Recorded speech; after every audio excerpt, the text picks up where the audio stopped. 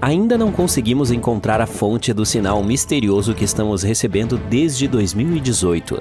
Nós o recebemos a cada 22 minutos e nada pode explicar isso. Alguns cientistas até acreditam que ele pode estar vindo de outra civilização que ainda não conhecemos.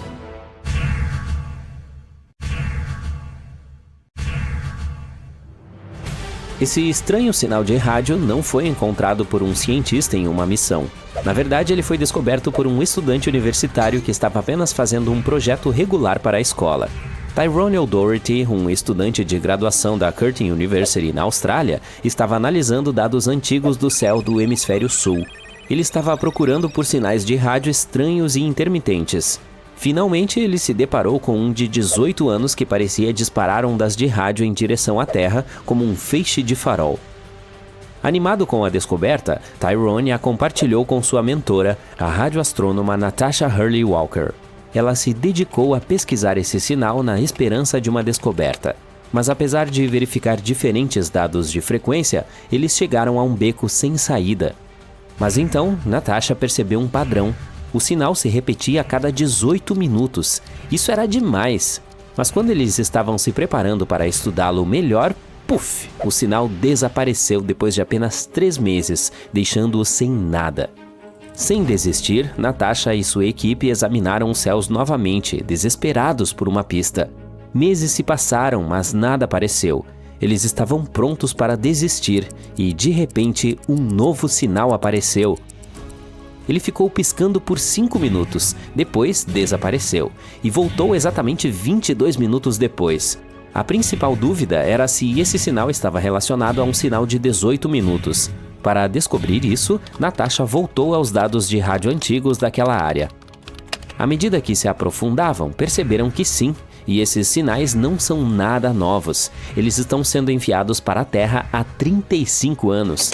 Em 1888, telescópios indianos e americanos os captaram, mas eles foram enterrados sob toneladas de outros dados. Essa foi uma ótima notícia para os exploradores espaciais, pois significava que agora eles poderiam calcular a distância desse objeto misterioso. Depois de fazer as contas, eles descobriram que ele estava incrivelmente longe, mesmo em uma escala espacial, a 15 mil anos-luz da Terra. Agora, a única coisa que faltava descobrir era o que exatamente era esse objeto. Walker e sua equipe começaram a compará-lo com todos os objetos emissores de rádio conhecidos. No entanto, sua origem continua sendo um mistério. Os sinais ainda aparecem a cada 22 minutos nas telas da NASA, sempre terminando com uma frustrante mensagem de correspondência não encontrada. Os cientistas o chamaram de J183910. Alguns acham que o sinal pode vir de alguns seres extraterrestres. Talvez seja o sinal que o SETI, a busca por inteligência extraterrestre, esteja esperando. Esse projeto vem trabalhando há mais de 50 anos, tentando encontrar qualquer evidência de vida além da Terra. Eles também escaneiam o céu em busca de ondas de rádio, pulsos de laser e outros sinais misteriosos. Portanto, talvez seja uma maneira de os extraterrestres comunicarem sua localização. Embora essa ideia possa parecer empolgante, precisamos ter cuidado ao tirar conclusões precipitadas. Primeiro, não temos provas sólidas para isso. Antes de qualquer evidência concreta, trata-se apenas de especulação. Além disso, há outras explicações mais plausíveis. O mais provável é que seja proveniente de um fenômeno natural, e há algumas teorias para isso. A primeira é a teoria do pulsar. Imagine uma estrela enorme no espaço, muito maior do que o nosso Sol.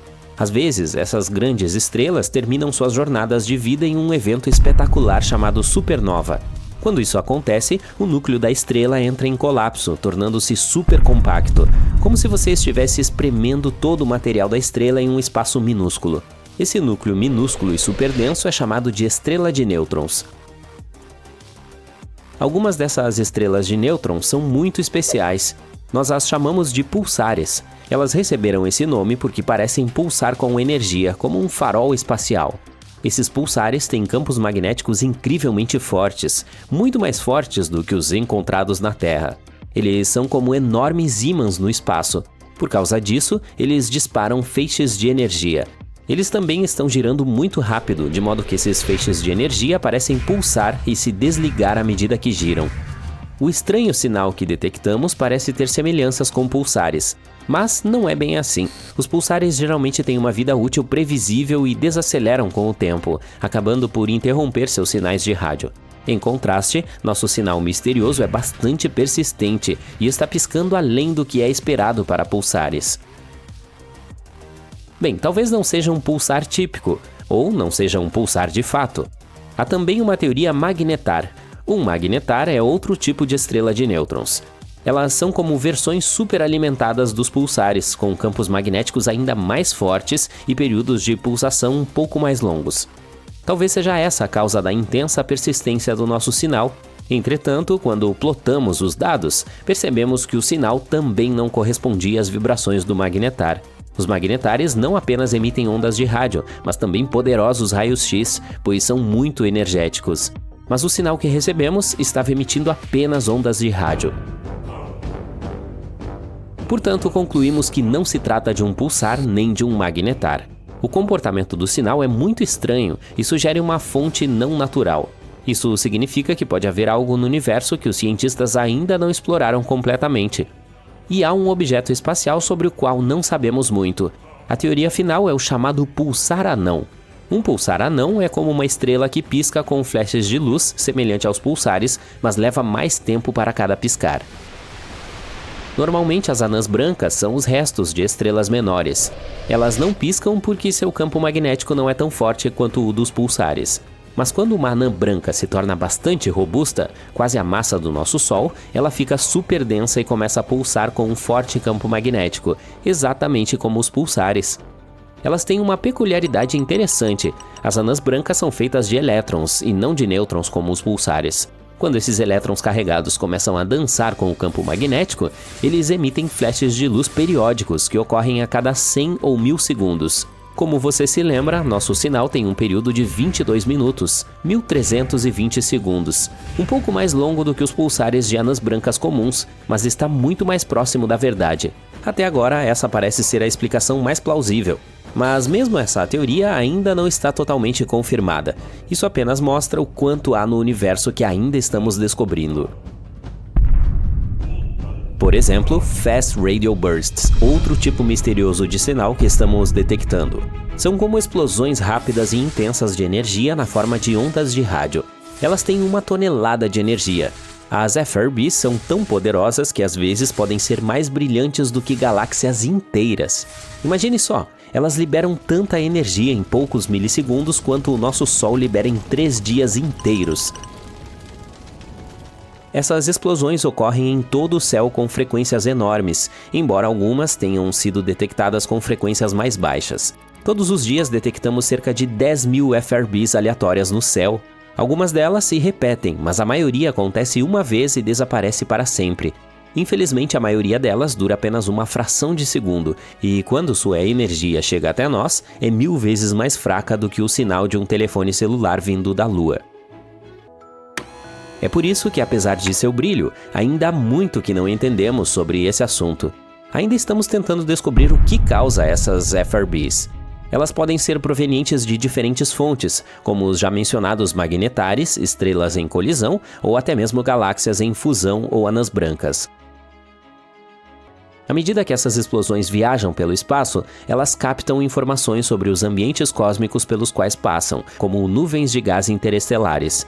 No entanto, é muito improvável que as FRBs sejam mensagens de seres extraterrestres. Não apenas porque há milhares delas todos os dias em todo o céu, mas também porque sabemos que as fontes dessas explosões devem ser incrivelmente energéticas. Para isso, nossos vizinhos teriam que ter equipamentos mais fortes do que galáxias inteiras.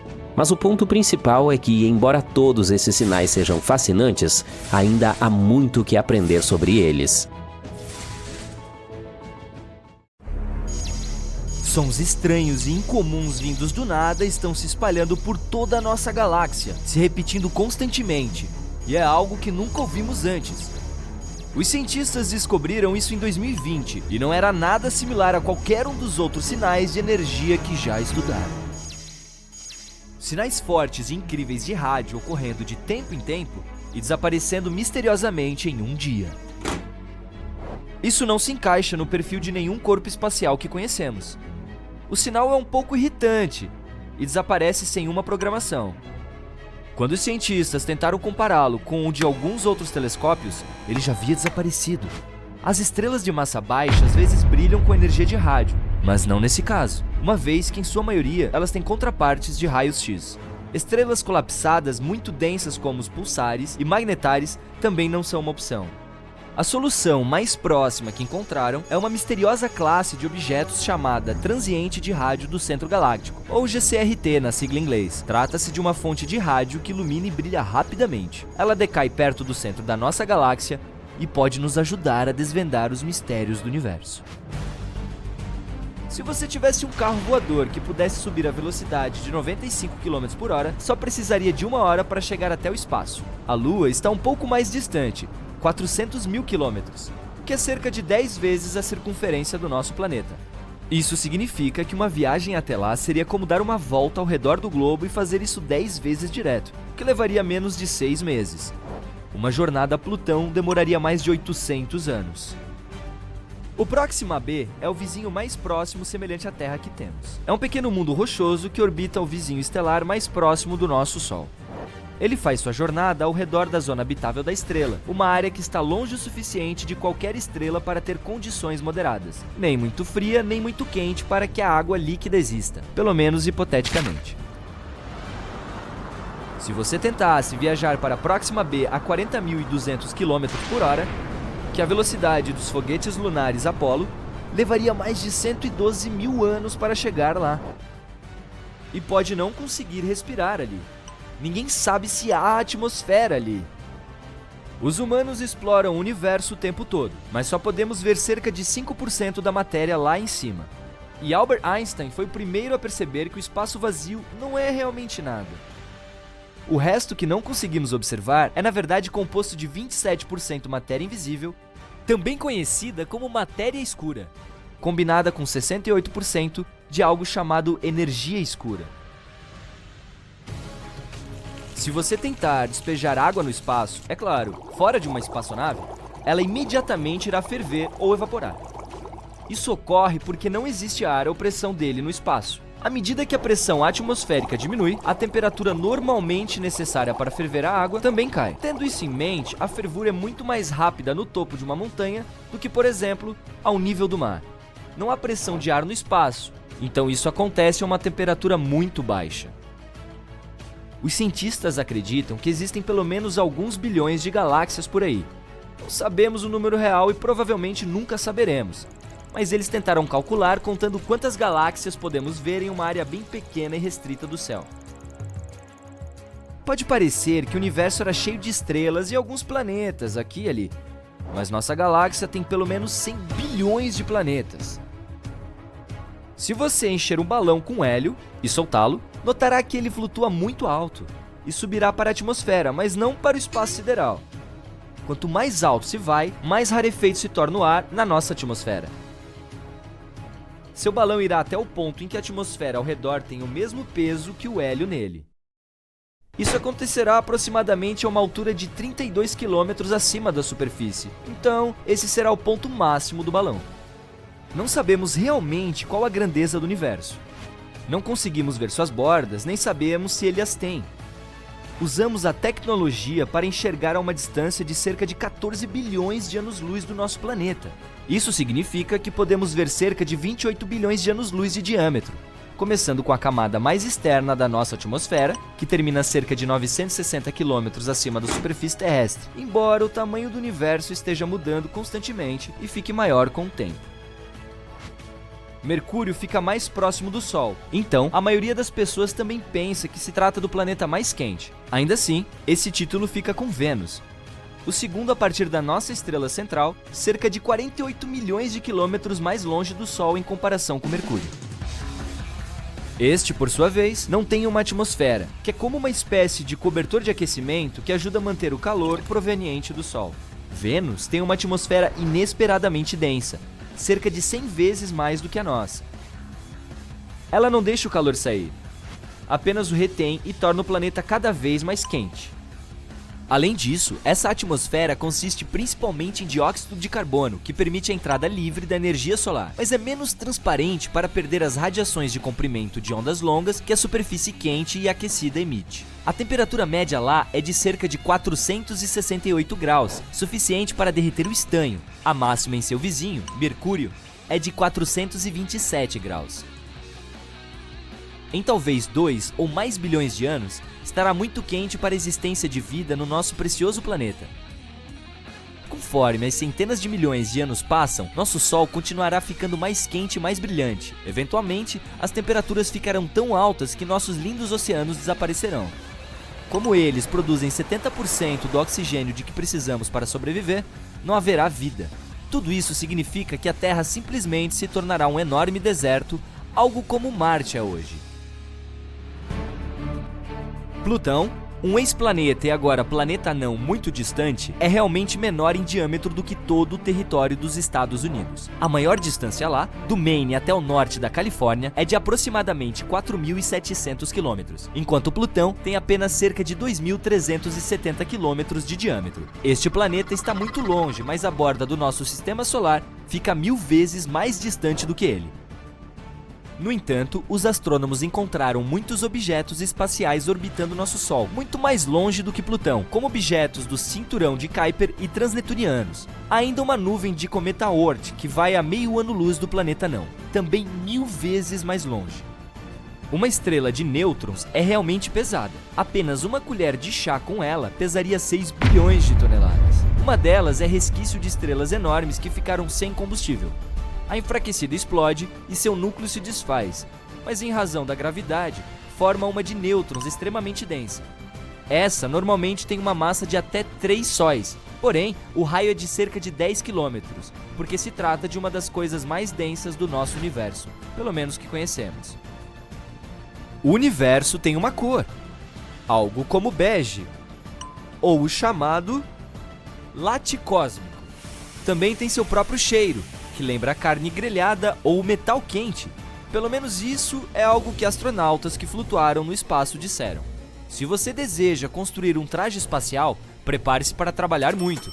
Leva 5.000 horas para fazer e vai custar $1 milhão. Um realmente bom terá 11 camadas de material e pesa cerca de 50 quilos. E precisa ser confortável. Você precisará de mais espaço dentro dele, pois cresce até 5 centímetros quando está em órbita. Quando está flutuando no espaço, você não sofre nenhum impacto da gravidade da Terra. É por isso que as vértebras da sua coluna podem se expandir e relaxar um pouco, o que significa que você ficará 3% mais alto. Para 1,80 m, por exemplo, são cerca de 5 centímetros a mais. Não se preocupe, isso não é permanente. Assim que voltar para a Terra, irá encolher de volta ao seu tamanho normal em alguns meses. O espaço não é a melhor opção se você quiser conversar com seu amigo. Porque lá em cima, na verdade, o som não viaja. As moléculas estão tão distantes que as vibrações sonoras não conseguem alcançá-las, o que significa automaticamente que não são capazes de vibrar, e assim não conseguimos ouvi-las. Os filmes não são claros quanto a isso. Ninguém conseguiria ouvi-lo gritando no espaço também. Nós meio que vivemos dentro do nosso Sol, que não é apenas aquela bola de luz grande e quente localizada a 150 milhões de quilômetros de distância de nós. A atmosfera externa é muito maior, se estende muito além da superfície que podemos ver. A órbita do nosso planeta passa por essa tênue atmosfera. A evidência é quando rajadas de vento solar geram as luzes do sul e do norte. Isso significa que, de alguma forma, vivemos dentro da estrela. Não apenas nós, outros planetas também, incluindo o distante Netuno. A heliosfera, que é o que chamamos de atmosfera solar externa, se estende por cerca de 16 bilhões de quilômetros. Os dias escuros são fenômenos naturais misteriosos que ocorreram apenas algumas vezes na história da humanidade.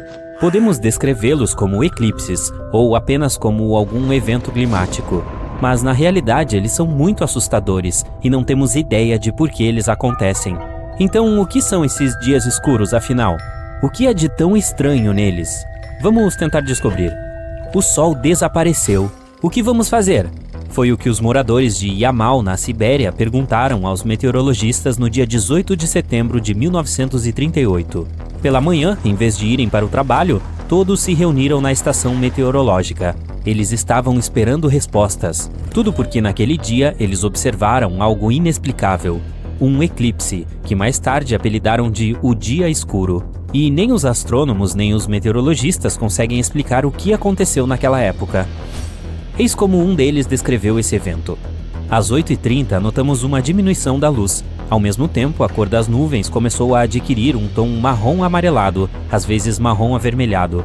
Por volta das 9 horas, a iluminação mudou drasticamente. Era como se você estivesse olhando o mundo através de um filtro de luz escuro. Os tons marrons das nuvens se intensificaram. Por volta das 10h30, o Sol e a Terra não diferiam um do outro em iluminação e cor. Tudo parecia homogêneo, preto, absolutamente sem luz. Muito assustador, né? E isso não é tudo. A cidade também mergulhou em completo silêncio. Nem rádio havia. Os meteorologistas não conseguiram entrar em contato com as autoridades e os moradores locais não conseguiam sintonizar nenhuma estação. Todos estavam no escuro, literal e figurativamente. Os meteorologistas decidiram tentar lançar vários sinalizadores. As chamas subiram no ar em direção às pesadas nuvens escuras que pairavam sobre a cidade e desapareceram. As nuvens eram tão densas que as chamas eram completamente invisíveis. Ao mesmo tempo, o clima estava perfeitamente bom. Tudo estava quieto, e esse silêncio escuro durou cerca de 1 hora. Depois disso, o dia escuro terminou tão inesperadamente quanto começou. Algo ainda mais desconcertante aconteceu. Aquelas estranhas nuvens não deixaram vestígios. Sem chuva, sem poeira, nada. Após esse evento, os pesquisadores descobriram que o dia escuro havia se espalhado por 200 a 250 quilômetros ao redor. Eles também souberam que a faixa escura estava se movendo de oeste para leste. Depois de passar pela parte sul da península de Yamal, ela continuou por um tempo e depois desapareceu completamente. O Yamal não é o único lugar onde esse fenômeno ocorreu. Na verdade, eclipses semelhantes vêm acontecendo em diferentes partes da Terra há muitos anos. Por exemplo, na Nova Inglaterra. Em 19 de maio de 1780, as pessoas testemunharam um evento que mais tarde foi chamado de Dia Escuro da Nova Inglaterra, mas ele não durou um dia, e sim vários. Alguns dias antes desse evento, o céu ficou amarelo, e em 19 de maio, em plena luz do dia, de repente ficou preto. Aqui está o que uma das testemunhas, Joseph Plum Martin, disse mais tarde à imprensa. Estava muito escuro. As pessoas tinham que acender velas em suas casas para realizar suas atividades de rotina. A noite estava tão escura quanto o dia. O cheiro de fuligem predominava no ar. Os rios próximos estavam cobertos por uma fina camada de cinzas. Quando a verdadeira noite chegou, as pessoas perceberam através das nuvens que a lua havia ficado vermelha escura. Apenas alguns dias depois, as pessoas finalmente puderam ver as estrelas através do véu das nuvens. E então, tudo voltou ao normal de repente. Ninguém fazia ideia do que havia acontecido. 22 anos depois, no dia 2 de junho de 1802, uma escuna chamada Eldorado navegou pelo Oceano Pacífico. De repente, eles foram surpreendidos por uma escuridão completa. Não tinha tempestade e o oceano estava completamente calmo, mas todo o céu estava coberto de nuvens escuras. Essas nuvens se dissiparam após meia hora e não deixaram vestígios.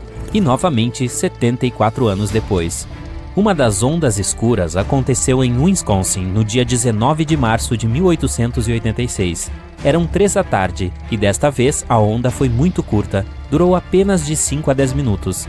Uma noite repentina caiu sobre a cidade. Cavalos assustados relinchavam e pessoas aterrorizadas corriam, tentando encontrar um lugar para se esconder.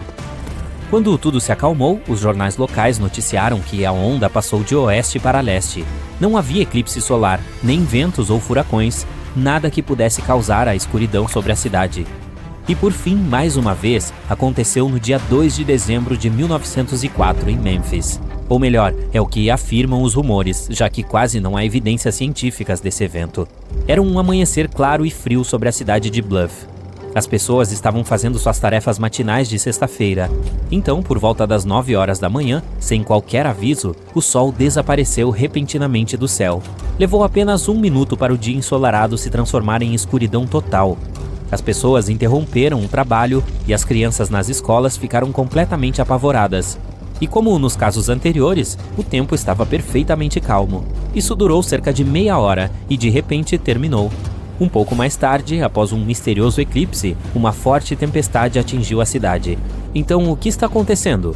Todos esses casos estranhos certamente podem ser explicados cientificamente, certo? Bem, na verdade os cientistas não têm uma resposta definitiva. Esses eventos são muito parecidos e não temos uma única explicação que sirva para todos eles. Vamos dar uma olhada em algumas teorias. O primeiro pensamento que vem à mente provavelmente é um eclipse parcial ou total. Mas não, este não é o caso. Não houve eclipses naqueles dias. Mesmo que consideremos essa teoria, há um porém. Antes de qualquer eclipse, o céu escurece gradualmente. Os próprios eclipses duram apenas alguns minutos, certamente não algumas horas, muito menos dias. Além disso, ao contrário dos eclipses, esses eventos eram locais para cidades específicas. Bem, talvez seja outro evento astronômico. Alguns cientistas acreditam que durante o evento em Yamal, uma faixa de poeira cósmica tocou a Terra. Mais tarde, porém, descobriram que nenhum corpo astronômico se aproximou do planeta naquele dia. Certo, alguma outra ideia? Incêndios florestais podem ser o motivo. Quando uma grande área de floresta está queimando ao mesmo tempo, uma coluna de ar pode subir a grandes alturas, como de 4 a 6 quilômetros. Esses fluxos de ar carregam cinzas e outras coisas queimadas para lugares diferentes. E como todas essas coisas estão tão altas lá no céu, elas simplesmente congelam lá e se transformam em algo parecido com nuvens negras. Esse provavelmente foi o caso da Nova Inglaterra. Naquela época, uma onda de incêndios florestais estourou no Canadá. Eles poderiam facilmente se espalhar para o norte dos Estados Unidos. Além disso, basta olhar para esta descrição: céu amarelado, cheiro de fuligem, cinzas na água. Tudo parece lógico, mas essa teoria dos incêndios só funciona para o evento na Nova Inglaterra. E quanto aos outros casos? Onde você encontraria um incêndio florestal no meio do Oceano Pacífico, por exemplo? Tudo bem, continuando. Os cientistas tentaram explicar a história de Mênfis, dizendo que poderia ser um furacão, mas a nuvem escura varreu a cidade antes da tempestade, não durante ou depois dela. E não era uma espécie de nuvem de tempestade típica, era a completa escuridão da noite. Então, o que realmente estava acontecendo? Agora, os meteorologistas chamam esse fenômeno de diminuição local na transparência da atmosfera. Ao contrário dos eclipses solares, essa escuridão é mais densa. Ela também cobre apenas uma pequena área. A transparência da atmosfera é a sua capacidade de deixar passar a radiação e a luz. É basicamente algo assim: quão bem posso ver objetos distantes? Tudo pode ficar escuro e embaçado, por exemplo, por causa da poeira no ar, de erupções vulcânicas, da neblina e assim por diante. Portanto, de acordo com essa teoria, os dias escuros são apenas uma queda extrema na transparência da atmosfera. Mas ainda é estranho. Se for esse caso, tudo não deveria estar coberto por uma névoa espessa ou algo assim? Sim, estava muito escuro, mas quando as pessoas acendiam as luminárias, a visibilidade era muito boa. Nada bloqueava a visão, exceto as nuvens que cobriam o sol. Em outras palavras, esse fenômeno é muito difícil de explicar. O que sabemos é que aconteceu apenas de 5 a 6 vezes na história da humanidade. Se houve outros casos, não foram documentados. Esse fenômeno é impossível de prever e ninguém sabe como funciona, nem onde e quando acontecerá na próxima vez. Embora existam muitas hipóteses, nenhuma delas pode ser verificada. Talvez se esses eventos acontecerem novamente no futuro, poderemos estudá-los melhor. Mas, infelizmente, no momento, os dias sombrios permanecem um mistério. Você tem alguma teoria ou ideia sobre isso? Se sim, escreva nos comentários. Milhares de naves espaciais estranhas entram sorrateiramente no espaço aéreo terrestre. Elas descem ao nosso planeta e voam pelas cidades, causando enorme caos. De repente, a porta da maior nave se abre e uma estranha criatura sai. Ela tenta copiar nossa linguagem e diz que eles vieram de uma estrela distante, a Próxima Centauri. Algo assim pode acontecer porque os cientistas recentemente captaram um estranho sinal de rádio dessa estrela. A Próxima Centauri é a estrela mais próxima do nosso sistema solar. Fica a apenas 4,2 anos-luz de distância. Isso significa que um feixe de luz que se origina nessa estrela chega à Terra em 4,2 anos. Isso é também 270 mil vezes a distância da Terra ao Sol. A própria estrela Próxima Centauri é muito pálida para vermos a olho nu no céu noturno, mas seu sistema esconde um pequeno segredo. Vamos voar para lá e dar uma olhada mais de perto. Então, aqui está essa anã vermelha. É 7 vezes menor que o Sol e 8 vezes mais leve. A Próxima Centauri é 1,5 vezes maior que Júpiter e quase 150 vezes mais pesada. Mas o que estamos procurando está um pouco mais longe. Este é o Próxima Centauri b, um planeta semelhante à Terra. É apenas 10% maior que a Terra e está na zona habitável da estrela. É a distância perfeita, não muito longe e nem muito perto dela. Então, a temperatura também não é muito alta e nem muito baixa lá. A água, se existir naquele planeta, pode estar em estado líquido. E assim a vida pode sobreviver e evoluir lá. Talvez tenha se desenvolvido o suficiente para nos enviar o sinal que recebemos. Um sinal de rádio é basicamente ondas. Elas têm uma certa frequência e comprimento. E sempre podemos discernir um sinal artificial de um gerado naturalmente. O sinal que captamos do Próxima Centauri b tinha uma frequência de 982 MHz. O rádio comum que ouvimos na cozinha ou no carro capta sinais em torno de 100 MHz. É por isso que os cientistas concluíram que o sinal foi criado artificialmente. Esse tipo de sinal pode ser uma forma de comunicação entre os mundos desenvolvidos. Se essa é realmente uma mensagem de uma civilização do espaço sideral, devemos ser capazes de decodificá-la. Para isso, qualquer civilização deve usar o método mais simples de criptografia. Por exemplo, a Terra já enviou um sinal de rádio para o espaço. Foi a mensagem de Arecibo. Essa mensagem consiste em 1679 dígitos. É um retângulo de 23 por 73 quadrados que tem informações sobre nossa civilização codificadas usando um código binário. Na parte superior do retângulo há um sistema de números que usamos. Eles estão marcados em branco. Essa coisa roxa é a chave para ler a parte seguinte da mensagem. Os números atômicos dos elementos como hidrogênio, carbono, nitrogênio, oxigênio e fósforo estão codificados nessa chave. Estes são os elementos-chave que podem começar a vida. Se aqueles que receberem esse sinal puderem entender os números e a chave, poderão ler a próxima parte da mensagem. Essas coisas verdes são os blocos de construção da nossa cadeia de DNA. E bem na parte inferior está a própria cadeia de DNA. O retângulo branco indica o número de pares desses blocos de construção, e as espirais azuis mostram a forma de uma cadeia de DNA. E então vemos a própria silhueta humana. O objeto branco e azul à sua esquerda é um número codificado da nossa altura média. O ser humano em si é desenhado aqui nas extremidades da fita de DNA para que a civilização do espaço sideral possa entender como somos. E o retângulo branco à direita do esboço humano é o número da população da Terra no momento da mensagem, 4,2 milhões em 1974, quase metade do número que temos agora. A parte seguinte é um desenho do nosso sistema solar. O grande quadrado amarelo é o Sol. Então vem todos os planetas do nosso sistema, incluindo Plutão. Naquela época, costumava ser considerado um planeta. A Terra está um pouco deslocada aqui para que a civilização do espaço sideral possa entender de onde essa mensagem está vindo. E o último desenho é o observatório do qual esta mensagem foi enviada para o espaço. Esse sinal está agora a caminho do aglomerado estelar M13, a 25 mil anos-luz de distância da Terra. Então, não chegará lá por mais 25 mil anos. E precisaremos de outros 25 mil para obter uma resposta se realmente houver alguém do outro lado que possa receber o sinal. Se o sinal da Próxima Centauri também for uma mensagem, precisaremos de tempo para decodificar. Então, vamos usar a nossa máquina de computação superpoderosa e esperar pelo resultado. Mas esse não é o primeiro sinal misterioso que já captamos na Terra. Os cientistas gravaram um sinal de uau incomum em 1977. Eles supunham que tenha vindo de algum lugar na constelação de Sagitário. O telescópio captou o sinal desconhecido por impressionantes 72 segundos. Mais tarde, um cientista que olhou para a impressão do sinal concluiu que era um sinal artificial. Ele escreveu uau na impressão como sua reação. As observações e estudos que se seguiram não conseguiram captar esse sinal novamente. Algumas teorias disseram que esse sinal veio de uma nave espacial celestial voando. Ela voou para longe e não conseguimos mais detectar o sinal. Mas muito provavelmente esse sinal foi criado na Terra. Foi direcionado para cima, mas refletido em um objeto em alta altitude. Poderia ter sido um avião, um satélite ou detritos espaciais orbitando nosso planeta. E assim, esse sinal foi captado pelo telescópio. E por ser feito pelo homem, todas as suas características, como comprimento de onda e frequência, poderiam ter confundido os cientistas. Em 2017, os cientistas registraram uma erupção na Próxima Centauri. O brilho da estrela aumentou 1000 vezes em apenas 10 segundos. Antes disso, houve outra erupção lá mais fraca, mas que durou cerca de 2 minutos. Com essas erupções, a Próxima Centauri emitiu enormes quantidades de radiação.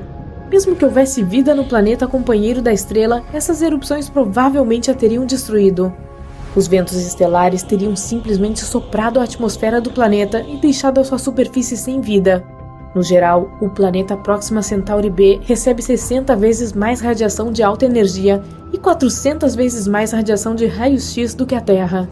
Os cientistas concluíram que a probabilidade de vida aqui é de 1 em 100 milhões. E embora ainda não saibamos ao certo se o sinal era artificial ou natural, o cenário de várias naves espaciais chegando à Terra provavelmente é impossível. Nosso único método de busca por civilizações no espaço sideral é usar ondas de rádio. Elas são como um barulho alto que se afasta do nosso planeta em diferentes direções na velocidade da luz. O principal problema aqui são as distâncias gigantescas. A nossa galáxia, a Via Láctea, tem 100 mil anos-luz de largura. Suponhamos que haja vida do outro lado. Se enviarmos um sinal de rádio para eles, ele não chegará ao suposto planeta por 100 mil anos, e não teremos uma resposta por outros 100 mil anos. É o mesmo se alguém quiser entrar em contato conosco. Não aprendemos a criar e receber sinais de rádio até o século XIX. Se uma civilização estivesse se desenvolvendo ao mesmo tempo que nós em algum lugar da Via Láctea e inventasse o rádio, não receberemos o seu sinal por vários milênios. Além disso, o ruído do rádio do nosso planeta está começando a desaparecer. Usamos Bluetooth, fibra ótica, TV a cabo. Então, em cerca de 100 anos, não seremos mais visíveis para outros mundos. Ou pior ainda, e se houvesse uma civilização do espaço sideral em algum lugar que estivesse enviando sinais para o espaço? Os sinais chegariam ao nosso planeta, mas ainda não teríamos a tecnologia para captá-los. O mundo que estava enviando o sinal evoluiu e o sinal desapareceu. Poderíamos ter captado aqueles restos das ondas de rádio que estavam se movendo pelo universo, mas montamos as antenas tarde demais. Existem cerca de 2 trilhões de galáxias no universo. Cada uma delas contém bilhões e trilhões de estrelas semelhantes ao nosso Sol. Talvez haja um planeta perto de uma delas que se pareça com o nosso. A vida pode estar florescendo lá, e essa civilização do espaço sideral, assim como nós, está olhando através de telescópios e tem a esperança de captar o sinal de rádio de um planeta desconhecido. Ei, acorde rápido! Ouça isso! É um sinal de FM de 5 segundos vindo de uma das luas de Júpiter. Você corre para o seu telefone e informa seus colegas. Eles surtam com as notícias e correm para o laboratório. Você é cientista e trabalha com a sonda Juno, explorando Júpiter há anos. Mas esta é a primeira vez que testemunha algo tão incomum. Ganymedes é a maior lua de Júpiter e a maior do nosso sistema solar. Se esse corpo espacial não orbitasse ao redor de Júpiter, seria classificado como um planeta, ainda maior que Mercúrio e Plutão. O que faz esta lua se destacar entre as outras é o fato de ter seu próprio campo magnético. Ganymedes nasceu há cerca de 4 bilhões e meio de anos. Isso significa que é tão antiga quanto Júpiter. Com o tamanho de um planeta, leva 7 dias terrestres para orbitar o seu. Todos se reúnem no laboratório, esperando pacientemente que você toque a gravação do sinal que vem do espaço. Seus colegas começam a tentar descobrir qual a origem desse som misterioso. Cerca de 40% da superfície de Ganymedes é escura, com crateras espalhadas ao redor, e 60% é clara. Existem informações que provavelmente foram causadas por atividade tectônica ou liberação de água vinda debaixo da superfície. Os cientistas conseguiram descobrir uma fina camada de oxigênio presa na atmosfera da Lua. As temperaturas lá são extremamente baixas, entre menos 110 e menos 130 graus. Não há muitas informações sobre como a Lua se comporta ou quais elementos químicos se escondem em seu interior. Alguns dos seus colegas tentam criar as mesmas condições que existiam quando o som foi transmitido. Por horas, eles ficam sentados esperando, mas nada. Talvez tenha sido um acaso. Você chega ao sistema de controle e ativa a espaçonave Juno. O ponto principal dessa missão é observar a gravidade de Júpiter, os campos magnéticos, a atmosfera e a evolução do planeta. A propósito, também há algumas evidências de que a maior lua de Júpiter também está evoluindo. Por ter um campo magnético ao seu redor, auroras surgem o tempo todo. Elas são gases brilhantes circulando os polos norte e sul do satélite. Se existisse vida num lugar assim, provavelmente estaria no fundo do oceano extremamente salgado de Ganymedes. Por muito tempo, os cientistas pensaram que o Sol era um componente crucial para o início da vida. Mas agora sabemos que existem organismos que vivem nas profundezas dos oceanos e passam muito bem sem luz solar. Os oceanos no nosso planeta estão colaborando com algumas das criaturas mais bizarras de todas as formas e tamanhos. Os lírios do mar vivem a cerca de 3.000 metros abaixo d'água. Eles têm esse nome porque se parecem com flores, porém não são plantas e sim animais. Não se deixe enganar pelos caules e folhas, que são partes do corpo equipadas com terminações nervosas para detectar comida ao redor. Os tubarões duendes são provavelmente alguns dos tubarões de aparência mais esquisita que vivem no fundo do oceano. Eles podem crescer até 3,5 metros de comprimento e têm um focinho muito incomum. Agora olhe para o tamboril. Ele tem uma bolha bioluminescente na cabeça para atrair a presa e navegar pelo fundo do oceano escuro. É como uma lanterna natural que nunca precisa de pilhas novas. No entanto, apenas as fêmeas são equipadas com ela. O peixe-bolha é outro animal bizarro que vive lá embaixo. Ele habita os oceanos Atlântico, Pacífico e Índico, 2.700 metros abaixo da superfície. De qualquer forma, mesmo que você tenha pedido a todos que mantivessem a notícia confidencial, de alguma forma ela vazou para a mídia e se tornou a mais nova tendência. Você recebe uma ligação de uma emissora de notícias.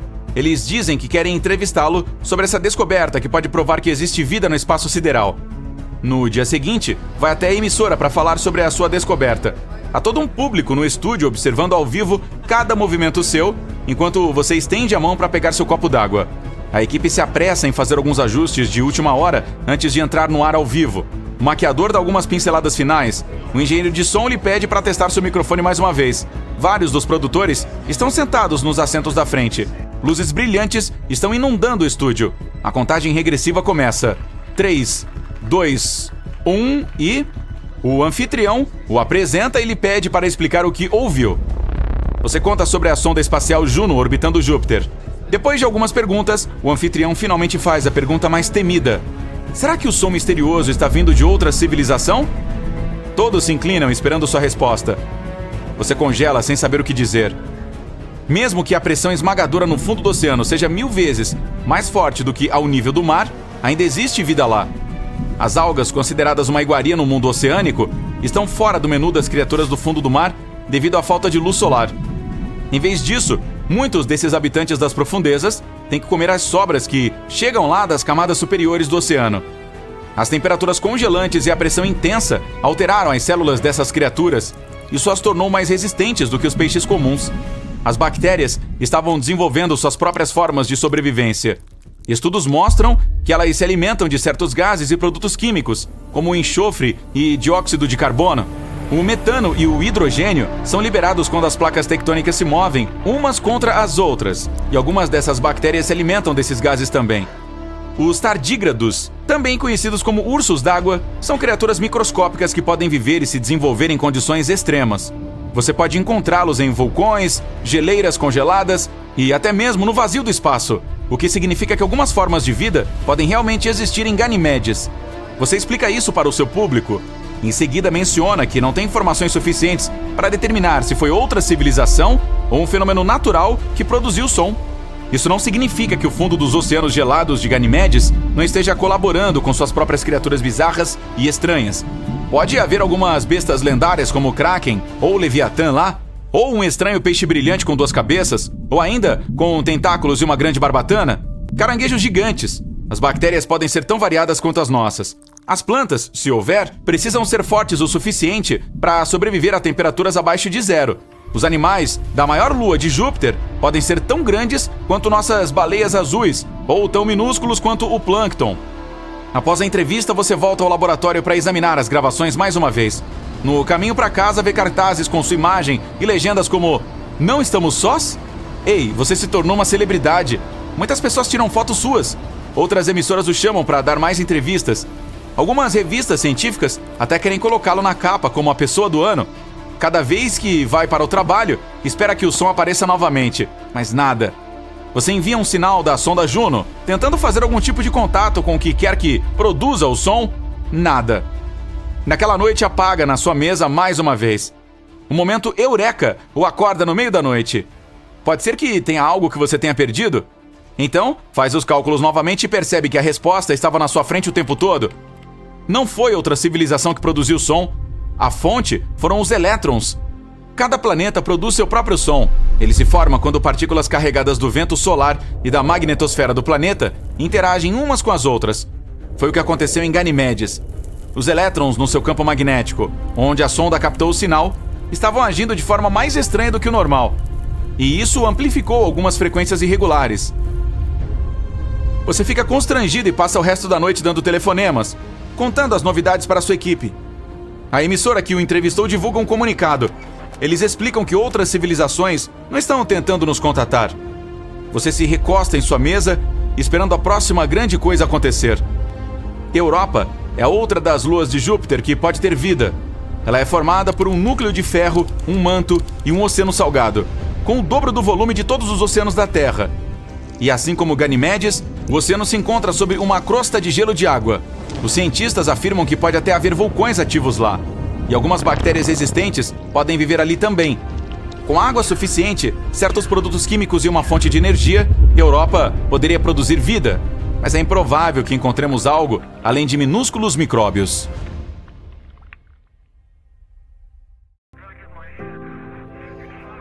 Ninguém vai ouvir seu choro no espaço, ou algo assim. Todos nós já ouvimos essa frase famosa e arrepiante. E é realmente verdade. O espaço, em sua maior parte, consiste em um nada gigante. Há muito, você sabe, vazio ali. Mas isso não significa que não haja sons. Na verdade, existem muitos deles, e alguns podem até fazer você se arrepiar. Vamos dar uma olhada nos mais assustadores que vêm lá de fora. Em primeiro lugar, como eles são registrados? O som é apenas a vibração da emissão das moléculas. Quando você grita, faz com que elas sejam empurradas furiosamente até chegarem ao ouvido do interlocutor. Então essas vibrações são transmitidas ao cérebro, reconhecidas como algo pelo qual você pode precisar se desculpar. Em outras palavras, para ouvir algo precisamos de moléculas. E é aí que as coisas se complicam. Não há nenhuma delas no espaço. O universo inteiro consiste quase completamente em vácuo. Não é um Hoover, é um nada absoluto. No entanto, os magos da NASA ainda gravam sons espaciais de alguma forma. Como eles fazem isso? O problema é que existem alguns tipos de ondas que não se importam com as moléculas. Nós, pessoas comuns, não podemos percebê-las sem alguns dispositivos especiais. Elas incluem, por exemplo, as de rádio. Vamos precisar de um aparelho ou algo parecido para reconhecê-las. E é exatamente isso que os satélites da Agência Espacial Americana fazem. Captam as de rádio aleatórias. Graças a eles, podemos descobrir como diferentes corpos cósmicos soam. Esses satélites registram uma variedade de ondas, flutuações de plasmas, campos magnéticos e outras coisas. Então, os cientistas da NASA transformam tudo em trilhas sonoras normais. E algumas soam bastante assustadoras, para dizer o mínimo. Vamos pegar nosso campo magnético, por exemplo. Ele envolve nosso planeta como um escudo invisível, protegendo-nos de todo tipo de maldade, como radiação ou ventos solares. Ao mesmo tempo, não podemos vê-lo, nem senti-lo, nem ouvi-lo. Ops, o último está desatualizado. Cientistas da Universidade Técnica da Dinamarca pegaram ondas magnéticas registradas pelo satélite ESA Swarm e as converteram em uma faixa de áudio. O resultado foi bastante assustador. Para ser sincero, parece mais uma entidade estranha perseguindo alguém no meio da noite. E se você se lembra dos mapas do campo magnético da Terra, começa a aparecer como uma aranha rastejando perto. Brrr. E este não é o primeiro som estranho que captamos na Terra. Recentemente pegamos outra emissão de rádio do espaço. Os cientistas descobriram que o sinal repetido veio de algum lugar muito distante, tipo bilhões de anos-luz de distância de nós. Rajadas rápidas de rádio geralmente não duravam mais do que alguns milissegundos, mas essa era a única.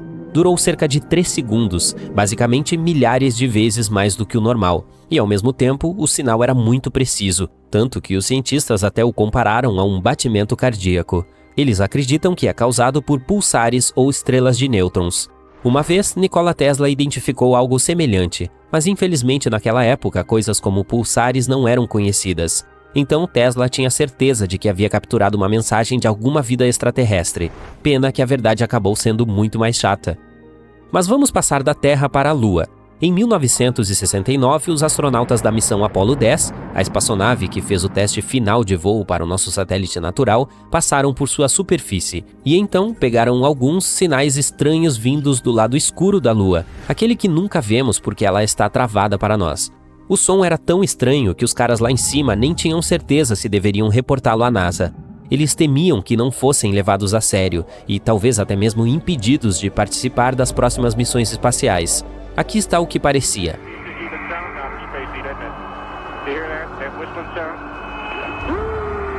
Mas, de acordo com a Agência Espacial Americana, não é uma música extraterrestre assustadora. Podem ser apenas algumas ondas de rádio que colidiram devido à sua proximidade. Ainda assim, os astronautas que ouviram pela primeira vez provavelmente se sentiram um pouco assustados. Vamos para os outros planetas. 40 anos atrás, os pesquisadores exploraram ativamente a superfície de Vênus. Eles enviaram até 10 sondas para lá, que deveriam capturar gravações de áudio e vídeo da superfície. Agora sabemos como soa o planeta que poderia facilmente nos destruir em qualquer tentativa de chegar perto dele. Horripilante. E você não esperaria mais nada daquele que é o mais perigoso do sistema solar. Infelizmente, Vênus é ainda mais tóxico do que o usuário médio do Twitter, então essas sondagens não duraram muito. Elas heroicamente chegaram ao planeta e logo enguiçaram. O próximo é Júpiter. Este gigante do espaço, 11 vezes maior que a Terra, nunca deixa de nos assustar.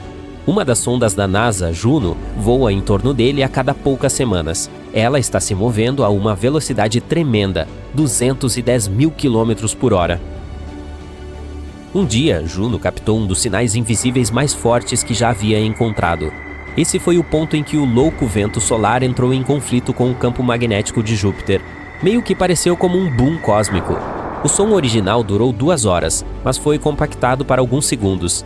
Na verdade, soa mais como uma colisão de uma onda do mar com uma rocha. Mas aqui, em termos de horror, Júpiter surpreendentemente perde para uma de suas pequenas luas, Ganímedes. Em 2021, a sonda espacial Galileu passou por lá, e durante o voo recebeu uma gravação bastante estranha, como radiação de satélite. E não está claro se lembra um dia ensolarado e aconchegante na selva ou milhares de morcegos esperando por você durante a noite. O seguinte é Saturno. Esse sinal foi capturado pela Estação Interplanetária Automática Cassini-Huygens, lançada ao espaço em 1997. Ao passar pelo planeta dos Anéis, a Cassini gravou algo bastante assustador. Esse grito aterrorizante de milhares de almas é a reprodução, na verdade, de apenas algumas ondas de rádio, e não são muito diferentes dos sons que as auroras emitem na Terra. Um pouco mais tarde, a Cassini recebeu outra gravação, os barulhos produzidos por raios e trovoadas em Saturno.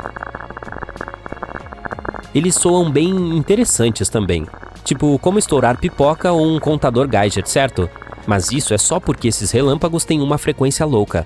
Passando do sistema solar para o espaço sideral, a famosa Voyager 1 foi lançada em 1977 e continua a nos enviar dados, mesmo 40 anos após sua partida.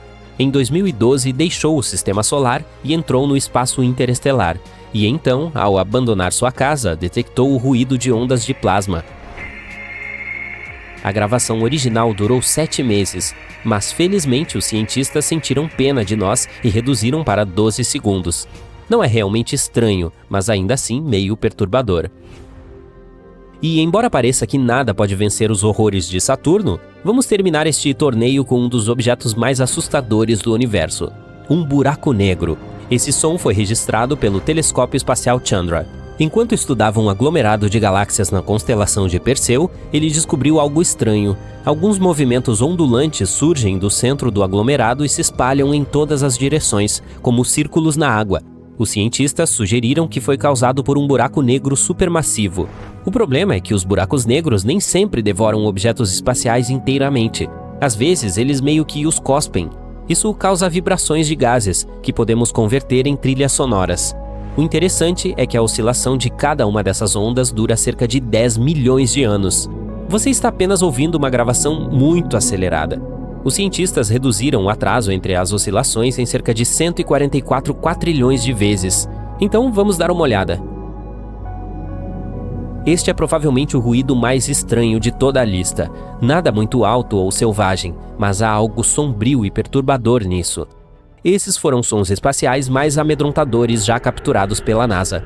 Para ser justo, a maioria deles parece apavorante simplesmente porque são ondas de rádio, mas ainda é divertido tomar um susto às vezes.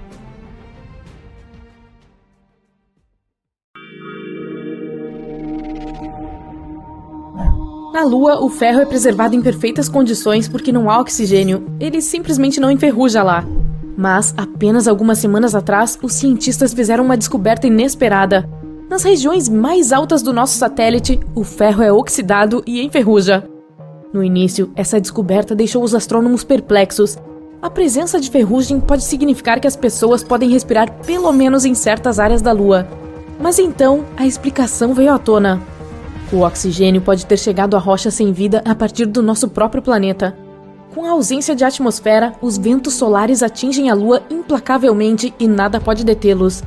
Essas labaredas podem levar algum oxigênio das camadas superiores da atmosfera da Terra e carregá-lo por todo o caminho até a Lua.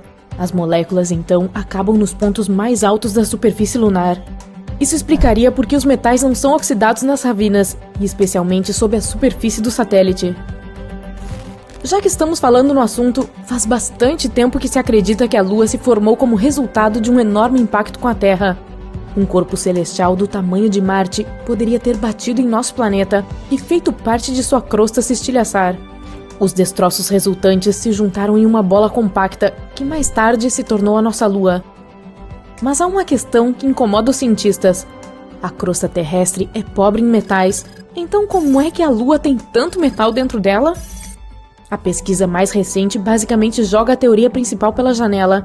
Então, em 2020, mais uma vez, não sabemos nada sobre o nascimento do nosso vizinho mais próximo. Contudo, temos novidades dos confins do espaço sideral. Astrônomos do MIT registraram um sinal se repetindo a 500 milhões de anos-luz de distância. Esses sinais são chamados de rajadas rápidas de rádio, ou FRBs, e geralmente são eventos singulares.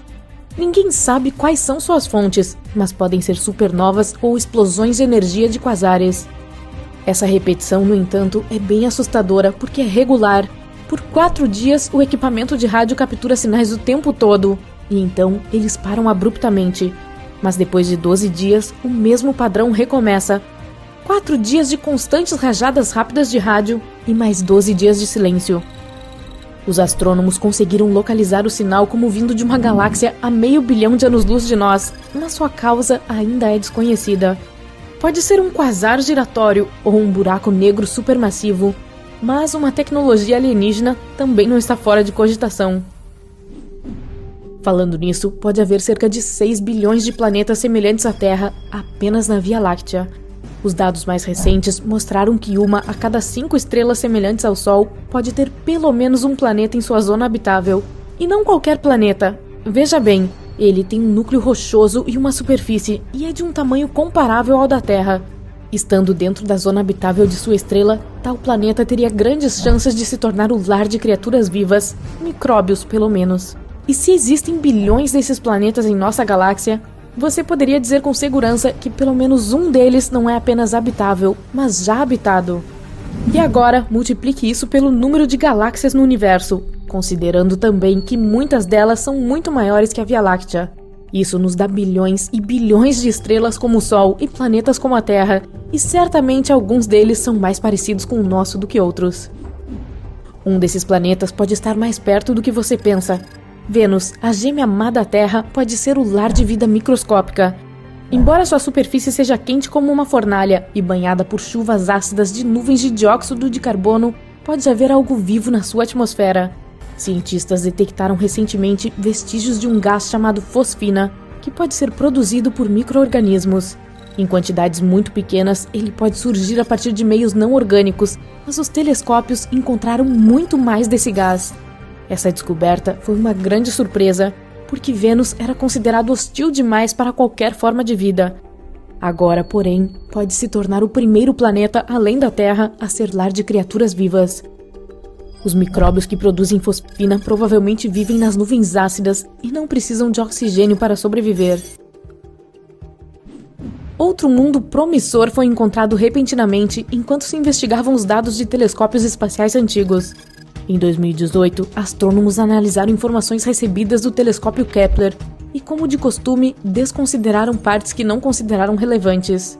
Mas, 2 anos depois, ao examinar esses dados antigos, os cientistas notaram que um objeto foi identificado incorretamente. Ele é, na verdade, um exoplaneta a 300 anos-luz de distância da Terra e tão semelhante a ela que era quase um gêmeo da nossa casa. O Kepler 1649c é apenas 6% maior do que a Terra e provavelmente consiste nos mesmos minerais. Ele também recebe quase tanta luz e energia da sua estrela quanto nós recebemos do Sol. O único problema por enquanto é que a estrela pode brilhar com muita frequência, tornando a superfície do planeta muito quente e queimando sua atmosfera. Ainda assim, não há prova disso, e poderíamos ter um planeta potencialmente habitável bem perto de casa. A U-Microscope, ou a UMIC para os mais chegados, é basicamente o berço de um novo sistema estelar que pode ser observado diretamente. Está muito perto, a apenas 32 anos-luz de distância, e a estrela é muito jovem, cerca de 150 vezes mais jovem que o nosso Sol. Em uma escala cósmica, é como um bebê recém-nascido, e você ainda pode ver uma nuvem de destroços girando em torno dele desde o momento em que nasceu. Mas as curiosidades não param por aí. A NASA adicionou um pôster com a UMIC à sua série Galáxia dos Horrores, por causa do planeta que orbita a estrela. A UMIC-B está tão perto de seu Sol que faz um círculo completo em torno dele em apenas 8 dias e meio. Por ser tão jovem, a estrela costuma ter ataques de birra, resultando em horríveis doses de radiação solar que invadem o pobre planeta. Como você pode imaginar, nenhuma vida é possível em tais condições. Ainda assim, os cientistas estão felizes por terem encontrado esse sistema, pois ele esclarece como estrelas e sistemas estelares são formados. De volta à Terra. As mudanças climáticas que estamos testemunhando são provavelmente parte de um ciclo natural. Pesquisadores da Universidade da Califórnia, em Santa Cruz, criaram um padrão para as variações climáticas do nosso planeta e parecem estações extremamente longas. Às vezes, esses estados podem durar milhões de anos e estão todos relacionados à forma como a Terra está posicionada em relação ao Sol. As estações foram apelidadas de Ice House, Cool House, Warm House e Hot House, de acordo com as temperaturas prevalentes. Nos últimos 3 milhões de anos, por exemplo, nosso planeta esteve no estado de Ice House, ou temperaturas extremamente frias, uma vez que a última era glacial não foi há muito tempo. Mas as ações da humanidade, somadas ao efeito estufa, empurraram o estado do clima para Warm House muito mais rápido do que aconteceria sem a nossa presença. A um determinado ponto, a temperatura geral da Terra aumentará para valores tropicais, algo que o planeta não via há mais de 50 milhões de anos. A água na Terra é na verdade um quebra-cabeça envolto em mistério e coberto de enigmas. A teoria mais popular é que ela foi trazida ao nosso planeta por cometas e asteroides gelados, que deixaram para trás não apenas crateras poderosas, mas também a substância líquida graças à qual agora podemos prosperar. Mas agora há um novo avanço que sugere outro cenário. No espaço, há uma grande quantidade de matéria orgânica, e em condições específicas ela poderia render tanta água que seria o suficiente para encher nossos oceanos 1000 vezes. Os pesquisadores realizaram um experimento em que aqueceram essa matéria orgânica e obtiveram água limpa e óleo. Se isso for confirmado em estudos futuros, pode significar que até mesmo o petróleo surgiu na Terra não apenas graças a restos fossilizados de seres vivos, mas também do espaço sideral. Lembra do enorme asteroide que levou à extinção dos dinossauros? Bom, os cientistas dizem que a extinção pode ter sido causada por algo totalmente diferente. Pelo menos uma extinção em massa foi provavelmente resultado de uma explosão de supernova muito, muito longe do nosso planeta. Uma explosão estelar tão poderosa quanto você pode imaginar iluminou a Terra com mais brilho do que o Sol um dia, e logo seus raios ultravioleta e cósmicos atingiram a camada de ozônio do nosso planeta. Ao fazer isso, a capa protetora do planeta foi queimada, e tudo que estava abaixo sofreu as consequências. A Terra levou centenas de milhares de anos para se recuperar desse ataque, e se isso acontecer novamente, o que pode acontecer, não seremos capazes de sobreviver. Felizmente, o evento mais próximo parecido com isso é a explosão de Betelgeuse, e essa estrela está muito longe de nós para causar algum dano sério.